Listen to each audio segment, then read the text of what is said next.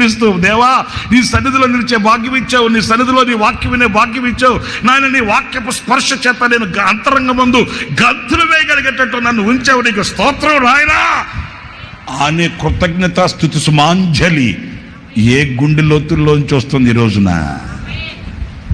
స్తోత్రం చెప్పండి. హల్లెలూయా.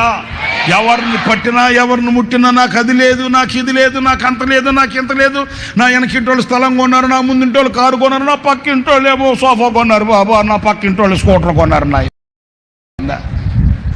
అంతేకాదు దేవుడు నిన్ను ఉంచిన స్థితిలో, దేవుడు నిన్ను ఉంచిన ఆస్థానమందు ఆయన నిన్ను నడిపే నీటి బుగ్గల యొద్ద ఆ జీవ జలములను త్రాగుతూ సంతృప్తికరమైన బ్రతుకు నీకు నా దేవుడు ఈ రాత్రి ప్రసాదించునుగాక.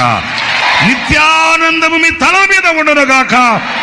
ఆయన సన్నిధిలో హర్షించి ప్రహర్షించి లేడి కాళ్ళవలే గంతులు వేయుదువుగాక.